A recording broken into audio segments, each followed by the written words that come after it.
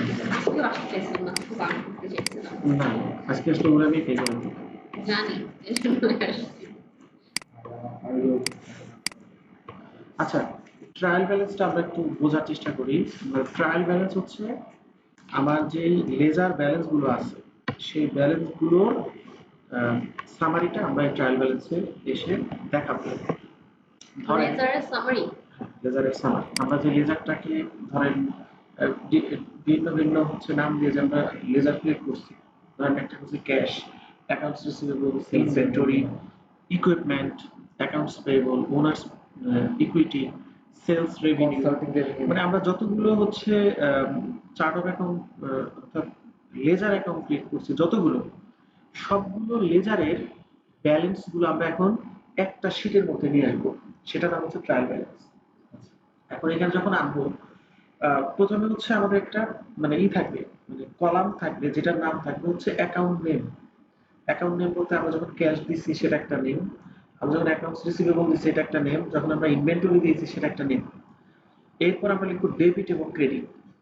Debit ক্রেডিটে কি হবে, ধরেন ক্যাশ কি, ক্যাশ অলওয়েজ ডেবিট হয়, এটার ব্যালেন্স কি আমার লেজারে ডেবিট ব্যালেন্স আসছে, যদি ডেবিট ব্যালেন্স থাকে তাহলে আমরা এখানে ডেবিট পাশে লিখবো, যদি ক্রেডিট ব্যালেন্স আসে তাহলে আমরা ক্রেডিট পাশে লিখবো। ক্যাশ কি অলওয়েজ ডেবিট? হ্যাঁ ক্যাশ কখনো মাইনাস হতে পারে। ধরো তোমার কাছে টাকা নাই, টাকা চলে যায় না, টাকা চলে গেলেও তোমার কাছে ধরো 100 টাকা আছে, এখান থেকে 20 টাকা গেছে, 80 টাকা আছে না, তো এটা ডেবিট না, 20 টাকা তো আমার ক্যাশ গেছে, আচ্ছা ভাই ক্যাশ তো হাতে যতটুকু আছে এটাই ডেবিট। হ্যাঁ এটা তো মাইনাস হওয়ার কোনো সুযোগ নাই, অতএব এটা ডেবিট। ক্যাশ লেজারের যোগফলটা ট্রায়াল ব্যালেন্সে আসবে। হ্যাঁ আমি একটু দেখাই, দেখেন যে আমরা মানে আমি যে লাস্টে যে লেজারটা করেছি, আমাদের লেজারটা না, আপনাদের লেজার কি করেননি? না না লেজার আছে, আমি যেখানে দেখাচ্ছি না লেজার, এই যে লেজার আছে, আমি লেজারটা দেখাচ্ছি। এই যে আমার স্ক্রিন দেখা যাচ্ছে না, খেয়াল করেন এই লেজার অনুযায়ী আমি দেখাচ্ছি। এই যে লেজারে ক্যাশ অনেক কিছু প্লাস মাইনাস হয়েছে তাই না, হওয়ার পরে শেষে আমার ব্যালেন্স কত আছে, এই যে আমাদের দেখো 19,705, খেয়াল করবেন 19,705। এখন এটা পজিটিভ ফিগার না নেগেটিভ ফিগার, সেটা পজিটিভ, এটা তো বুঝছো যে পজিটিভ ফিগার। আচ্ছা তাহলে আমরা এখন চলে যাবো ট্রায়াল ব্যালেন্সে। এই যে ট্রায়াল ব্যালেন্সের এরকম একটা আমরা মানে সব করব, এটা আপনি এক্সেলে করবেন, এটাই বেটার। এখানে হচ্ছে অ্যাকাউন্ট নেমের একটা কলাম থাকে, ডেবিট ক্রেডিট, তিনটা কলাম দিলেই এনাফ আমার জাস্ট বোঝার জন্য। হ্যাঁ ক্যাশ, এই দেখেন ক্যাশ হচ্ছে আমরা প্রথমে লিখছি, প্রথম লেজারটাই ছিল আমাদের ক্যাশের, এই যে প্রথম লেজারটাই ছিল ক্যাশের, এবং এটার একদম সবার শেষের যে ব্যালেন্সটা এর নিচে কিন্তু আর নাই, সবার শেষের ব্যালেন্স কত 19,705, তাহলে আমরা এখানে 19,705 দিব, যে 19,705 ডেবিট পাশে দিব, বোঝা গেছে 19,705 ডেবিট। এরপরে দেখেন সেকেন্ড মানে লেজারটা ছিল আমাদের অ্যাকাউন্টস রিসিভেবল।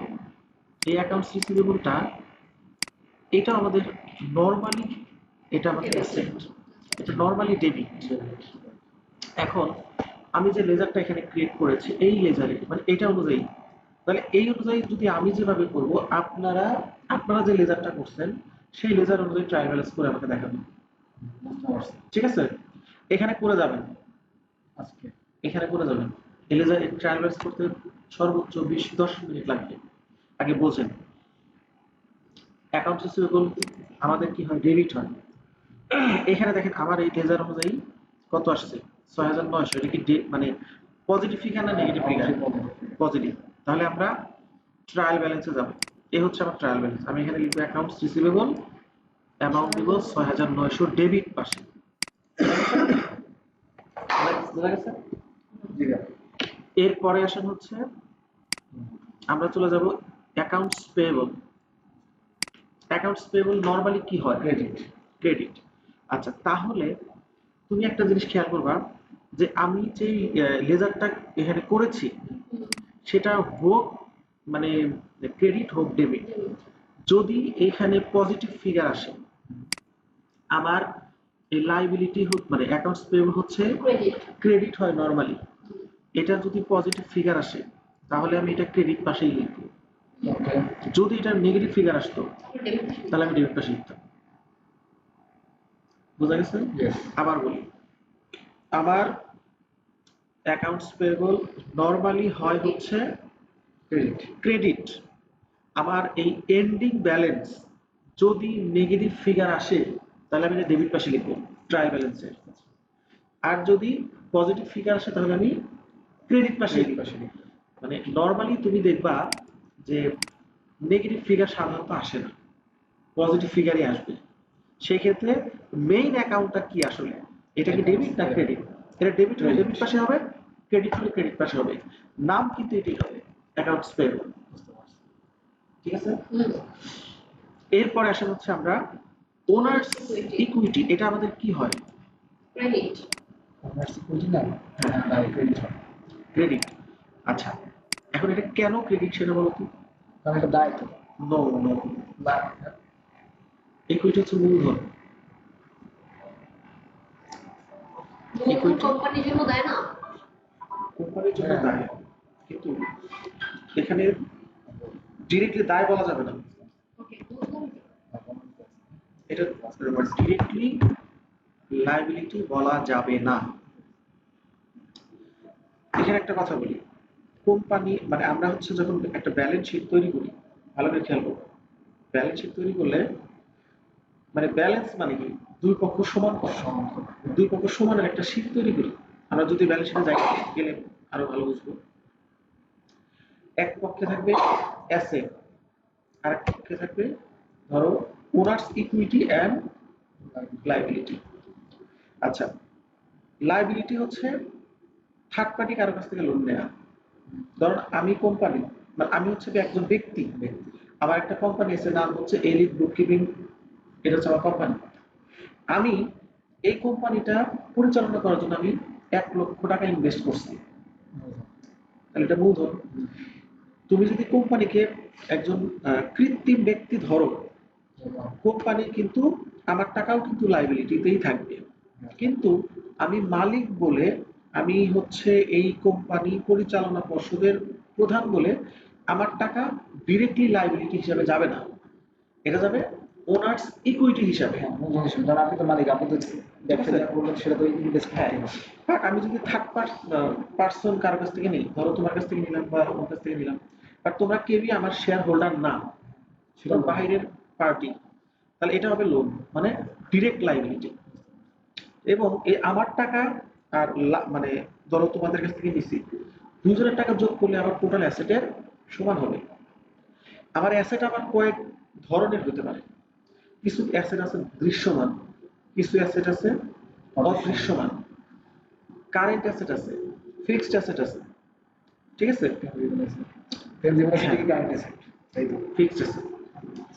এইবার আসেন যে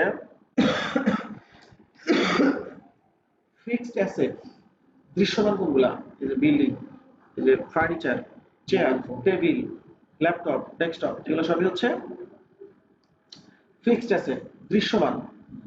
অদৃশ্যমান কি আছে? গুডউইল, যেটা দেখা যায় না, ছোঁয়া যায় না, বাট মানে ওটার একটা অ্যাসেট ভ্যালু আছে। ধরো চাকরি আপনাদের তো আছে, বাট স্থায়ী। ধরো অ্যাপল, অ্যাপল যে প্রোডাক্টটা বের করছে, সিমিলার মানে সেম কোয়ালিটির একটা প্রোডাক্ট তুমি যদি বের করে মার্কেটে ছাড়ো, তোমারটা 50,000 টাকা দিয়েও কেউ কিনবে না, কিন্তু ওটা 3,00,000 টাকা দিয়েও কেউ কিনবে। কেন কিনবে? কারণ ওর একটা গুডউইল আছে, ওর একটা সুনাম আছে, ওর একটা ব্র্যান্ড ভ্যালু আছে, ওইটাকেই বলা হয় গুডউইল। বুঝতে পারছো? আচ্ছা, কিন্তু এটা দেখাও যায় না, ছোঁয়াও যায় না, স্পর্শও করা যায় না। তাহলে ওনার্স ইকুইটি যদি আমরা ক্রেডিট দেই, তাহলে 10,000 এটা আমরা কোন পাশে দিব? ক্রেডিট পাশে, ক্রেডিট পাশে। ফাইন্যান্স হলো ক্রেডিট পাশে। এই যে দেখো, এখানে এসে আমরা ওনার্স ইকুইটি, এই যে ওনার্স ইকুইটি কত? আচ্ছা, এখানে আমাদের একটা ছিল অ্যাকাউন্টস পেয়েবল 1700, এটা আমরা অলরেডি পার করে দিয়েছি, তাই না? এবার আসেন আমরা আমাদের মানে মেইন হচ্ছে ফোকাসটা আমার লেজার, সেলস রেভিনিউ। ক্রেডিট কেন ক্রেডিট হবে? সেলস রেভিনিউ যেটা, সেটাই তো আমার তো ক্যাশ আসতেছে। বলো যে সেলস রেভিনিউ কেন ক্রেডিট, আপনি বলেন। ইনকাম। ইয়েস, আমি তো এটাই বললাম ভাই, ক্যাশ আসতেছে তার মানে ইনকাম হইতেছে। যে ইনকাম উল্লেখ করতে হবে। ক্যাশ আসতেছে বললে আমি বুঝবো যে ক্যাশ ডেবিট, ইনকাম বলতে হবে। ক্যাশ তো অনেকভাবে আসতে পারে, ধরো তুমি লোন নিছো সেভাবে আসতে পারে, মালিক ইনভেস্ট করছে সেখান থেকে আসতে পারে, সেল করছো সেখান থেকে আসতে পারে, তাকে বলতে হবে ইনকাম। That's it. তাহলে আগে এই মেসেজটা ক্লিয়ার হতে হবে যে ইনকাম, তারপরে হচ্ছে দায়, আর হচ্ছে সঞ্চিতি এবং মালিকানা সত্ত্ব, এগুলো হচ্ছে ক্রেডিট। ঠিক আছে, অ্যাসেট, খরচ, এগুলো হচ্ছে ডেবিট। ক্রেডিট পাশে যাবে কত? 11,400, 11,400। ঠিক আছে, আচ্ছা। এরপরে আসে হচ্ছে সার্ভিস রেভিনিউ। আমি যেটা দেখাচ্ছি, আমি হচ্ছে এই লেজারটাই আপনাদেরকে দুজনকে দিব। আমি যে লেজার থেকে দেখাচ্ছি এখনই দিব, এটা মানে বোঝানোর পরে আপনাদের টাইম দিব 10 মিনিট। হ্যাঁ, আমরা যেটা বুঝছি সেটা থেকে করলে তাহলে বেটার না, কারণ তাহলে আমরা দেখলে বুঝতে পারবো যে আমাদের আলটিমেট সব অ্যামাউন্টগুলো মিলছে কি। আচ্ছা ঠিক আছে। আচ্ছা, এরপর আসেন সার্ভিস রেভিনিউ। হ্যাঁ ঠিক আছে, ওটা দেখাচ্ছি। সার্ভিস রেভিনিউ, সার্ভিস রেভিনিউতে এখানে আমার ব্যালেন্স দেখাচ্ছে কত? 7,000। তাহলে এটা ডেবিট পাশে যাবে না ক্রেডিট পাশে যাবে? আমি এটাও তো লিখলাম। তাহলে এখানে আমরা সার্ভিস 7,000 দিতে হচ্ছে। ওকে, এরপর আসেন হচ্ছে আমরা কিন্তু এই ট্রায়াল ব্যালেন্স ফোকাস করবো না, আমরা করবো হচ্ছে লেজার। কারণ লেজার থেকে আমার হচ্ছে ট্রায়াল ব্যালেন্স আসতেছে। স্যালারিজ এক্সপেন্স, এটা কি খরচ হলে কি হবে? তাহলে কত আছে এখানে? 7,300। এই 7,300 কোথায় আছে? ডেবিট পাশে থাকবে। নাম কিন্তু এটাই হবে, স্যালারি এক্সপেন্স। ওকে, এরপরে আসা হচ্ছে আমরা চলে যাবো হচ্ছে ইউটিলিটিস, এটা কি খরচ না দায়? তাহলে এটা কোথায় যাবে? ডেবিট পাশে। ডেবিট পাশে যাবে। এরপর আসা হচ্ছে রেন্ট এক্সপেন্স। ডেবিট। বোঝা যাচ্ছে তো? জি জি, বিষয়গুলো কিন্তু অনেক ইজি, সব ইজি। রেন্ট এক্সপেন্স কি হবে? ডেবিট না ক্রেডিট? ডেবিট। এক্সপেন্স সব ডেবিট। হ্যাঁ, তাহলে আমার একটা ডেবিট পাশে যাবে। ওকে, আচ্ছা। এরপর আসা হচ্ছে অ্যাডভার্টাইজিং এক্সপেন্স। অ্যাডভার্টাইজিং, এটা খরচ, এটাও কি হবে? ডেবিট। ডেবিট পাশে যাবে। ইনভেন্টরি, ডেবিট, ডেবিট পাশে যাবে। ঠিক আছে, তাহলে ট্রায়াল ব্যালেন্সের ডেফিনিশন কি? রেওয়ামি, রেওয়ামি সে তো জানি, বাট ডেফিনিশন জিটা কি? ওই যে বললাম যে এই যে আপনার সকল লেজারের সামারিকে হচ্ছে আমরা ট্রায়াল ব্যালেন্স আকারে রূপান্তর করি। মানে হচ্ছে মানে একটা ট্রায়াল ব্যালেন্সের পারপাসটা কি? আমরা ট্রায়াল ব্যালেন্সটা কেন করি? ট্রায়াল ব্যালেন্সটা করে হচ্ছে আমার লেজার ঠিক আছে কিনা এটা বোঝানোর জন্য। ধরেন মানে অ্যাকাউন্টিং সার্কেল চিন্তা করেন যে আমি ধরেন 10টা ট্রানজেকশন এন্ট্রি করলাম, 10টা ট্রানজেকশনে কিন্তু আমার মানে একবার একটা ডেবিট হয়েছে, সম পরিমাণ একটা ক্রেডিট হয়েছে। তাহলে আমি যখন সবগুলো জার্নাল প্রপারলি ঠিক করলাম, ডেবিট এবং ক্রেডিট, এই ওইখানে কিন্তু আমার সবগুলো লেজার বিচ্ছিন্ন অবস্থায় আছে, তাই না? দেখা গেল যে আমার ক্যাশ 10 বার থাকতে পারে, ব্যাংক 3 বার থাকতে পারে, অ্যাকাউন্টস রিসিভেবল 4 বার থাকতে পারে। বাট এখন আমার জানা দরকার যে হেড টু হেড কোন হেডে টোটাল আমার এই মাসে খরচ হয়েছে, এক্সাক্ট অ্যামাউন্টটা কত। এটা বের করার জন্য আমরা কি করি? একটা লেজার অ্যাকাউন্ট করি। লেজার কিভাবে করব? জার্নাল থেকেই করব। যখন আমি লেজার করব তখন আমার ওই যে বিচ্ছিন্ন হিসাবগুলো আমার শ্রেণীবদ্ধ হবে, মানে ক্লাসিফাই হবে। ক্লাসিফাই হওয়ার পরে এরপরে আমরা কি করব? লেজার করার পরে লেজার গুলো কিন্তু মানে স্পেসিফিক, আপনি হচ্ছে হেড টু হেড একটা ফিগার পেয়ে যাচ্ছেন।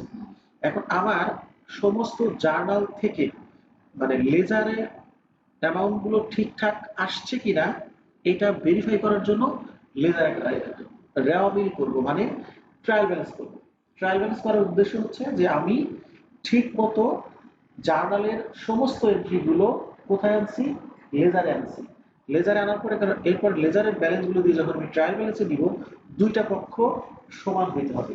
এটা আমরা কখন করি? কোনটা? ট্রায়াল ব্যালেন্সটা মানে কি বছরের শেষের দিন করে এরকম কিছু নাকি? হ্যাঁ হ্যাঁ বস, আপনি যদি শোনেন, এটা ডিপেন্ড করবে আপনি ইনকাম স্টেটমেন্ট মান্থলি করবেন নাকি ইয়ারলি করবেন। যদি ইয়ারলি করেন তাহলে 1 বছর পরে আপনি হচ্ছে সারা বছর আপনি লেজার টেনে যাবেন, এরপরে ট্রায়াল ব্যালেন্স আপনি বছর শেষে করবেন। আর যদি মনে করেন যে না আমার প্রতি মাসে প্রফিট অ্যান্ড লস স্টেটমেন্ট আমার দেখতে হয়, অনেক কোম্পানি এটা করে।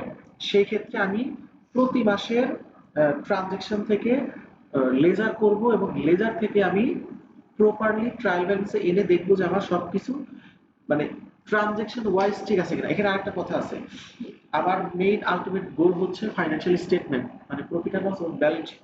এখন ব্যালেন্স শিট এবং প্রফিট অ্যান্ড লস করার আগে ধরেন ট্রায়াল ব্যালেন্সে বা লেজারে অথবা আপনার হচ্ছে জার্নালে শুধু সেইগুলোই আসে যেগুলো আমার কারেন্ট ট্রানজেকশন। ধরো সারা মাসে আপনি যেগুলো কারেন্ট মানে আপনার মানে চলমান দৃশ্যমান যে ভাউচার গুলো দেখতে পাচ্ছেন, যে এন্ট্রি গুলো হচ্ছে, সেই এন্ট্রি গুলোকে আমরা জেনারেল জার্নাল বলি। জেনারেল জার্নালের ডেফিনেশন হচ্ছে মানে আপনি যেই পিরিয়ডের ট্রানজেকশন গুলো করতেছেন একদম মানে ওই পিরিয়ডের মধ্যে ঘটনাটা ঘটছে, ঠিক আছে, এবং আপনার ভাউচার আছে প্রপার। এখন এটা দিয়ে যখন আমি ট্রায়াল ব্যালেন্স করি, করার পরে আমরা যখন ব্যালেন্স শিট করতে যাই বা ইনকাম স্টেটমেন্ট করতে যাই, করার আগে আমাকে দেখতে হয় যে এই যে আমার এই সারা মাসে এমন কিছু অ্যাডজাস্টমেন্ট থাকে যেগুলো আমার ডিরেক্টলি ওই মাসে ঘটে নাই।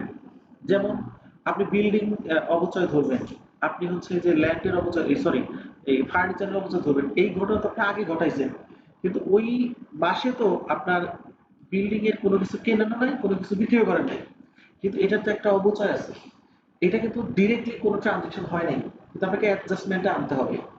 আবার ধরেন যে এমন হতে পারে আমি এখানে ধরেন স্যালারি পেমেন্ট করিনি, ঠিক আছে, কিন্তু আমার এমপ্লয়ীদের এই মাসের স্যালারি ক্যালকুলেশন করে এই মাসে আমাকে খরচ হিসেবে দেখাইতে হবে, তারপর ওটা পেয়েবল হিসেবে থাকবে, এটা আমার অ্যাডজাস্টমেন্ট আনতে হবে। আমি ইউটিলিটি যেটা দেখাইছি এটা ধরেন পেমেন্ট করছি, বাট এমন কিছু এই মাসের ইউটিলিটি আমি হয়তো পরের মাসে দিব। হ্যাঁ, কিন্তু এই ক্ষেত্রে তাহলে আপনার এখন আমরা যেটা ট্রায়াল ব্যালেন্স করতেছি সেই ক্ষেত্রে কি ডেবিট আর ক্রেডিট সেম হবে? হ্যাঁ হবে, কারণ আমি তো জার্নাল থেকে নিছি, তখন তো adjust জার্নাল থেকে নিছি না, আর এটা মিলবে। এই দেখো যে মিলে গেছে, এই যে সবগুলো যোগ করলে আমার এই যে 46 এবং 46। হ্যাঁ, রেকর্ড দিতেছে না আপনার নাম মিউট করে। কে বলছে রেকর্ড হচ্ছে না? এই যে রেকর্ড তো আপনার জন্য মিউট করে মিউট করে একটা কথা যাবে। কথা যাওয়ার দরকার নাই তো, এই যে ডিরেক্টলি কথা যাবে। আরে মিউট হলে তুমি আমার ওই যে এখান থেকে শুনতে পারবে না, কিন্তু আমার রেকর্ডিং হবে ঠিক। রেকর্ডিং তো আলাদা, যদি সাউন্ড অন করি তাহলে আমার সাউন্ডটা তোমার পিসিতে শোনা যাবে, হ্যাঁ, কিন্তু তোমার পিসিতে না শোনা গেলে অসুবিধা নেই, রেকর্ড হবে। আচ্ছা আমি আবার বলি, জিনিসটা একটু আরেকবার বলি, মানে একদম রিয়েল লাইফ এক্সাম্পল দিয়ে বলতে, তাহলে ধরো এখানে রয়েছে এই যে দেখেন, মানে ধরেন আমার বিজনেসের নাম হচ্ছে বুককিপিং, মানে এটা আমার মানে এখন এই কোম্পানিটা ওপেন করতে ধরো আমার ইনিশিয়ালি অনেক ইনভেস্টমেন্ট লাগে। আমি ধরো হচ্ছে বিল্ডিং ভাড়া নিছি, তারপরে ধরো আমি হচ্ছে ফার্নিচার কিনছি, ঠিক আছে, তারপরে ধরো আমি হচ্ছে ল্যাপটপ কিনছি, ঠিক আছে, এগুলো তো ধরো আমি মনে করো 10 বছর বা 20 বছরের জন্য কিনছি, ধরলাম 20 ইয়ার্সের জন্য কিনছি। এটা যখন আমি প্রথম কিনছি আমি তো ধরো জার্নাল দিচ্ছি যে ফার্নিচার ডেবিট ক্যাশ ক্রেডিট, তাই না? এখন এটার যে তো আমার 20 বছর টানতে হবে, তো প্রতি মাসে আমার একটা অবচয় আছে, এটা কিন্তু এই যে এই ট্রায়াল ব্যালেন্সের সাথে অ্যাডজাস্ট হবে, যেটা আমি একটু পরেই দেখাবো। মানে এর পরের স্টেপই হচ্ছে এটার সাথে কোন কোন খরচ সম্ভাব্য মানে অ্যাড হয় সেগুলো অ্যাড করে দেন আমরা হচ্ছে ফাইন্যান্সিয়াল স্টেটমেন্টে যাব। মানে যেগুলো হচ্ছে মাস শেষে তোমাকে কনসিডার করতে হবে। ধরো যে কোনো ধরনের অ্যাডভান্স পেমেন্ট তুমি নিতেও পারো, তুমি দিতেও পারো, সেগুলো তোমার মাস শেষে অ্যাডজাস্ট করতে হবে। এরপরে তোমার এই যে স্যালারি পেয়েবল থাকলে, ইউটিলিটি বিল পেয়েবল থাকলে, তোমার হচ্ছে অবচয় যদি ধরো, এই সব কিছু তুমি এই ট্রায়াল ব্যালেন্সের সাথে অ্যাড করবা, অ্যাড করে দেন ফাইন্যান্সিয়াল স্টেটমেন্টে যাবা। তাহলে দেখো আমরা যেই লেজারটা করেছি আমরা সবাই মানে দুজনে মিলে, দুজনের লেজারটা আমরা একটু এখন এই এক্সেল শিটে একটু করবো। হ্যাঁ আমি একটু রেকর্ডিংটা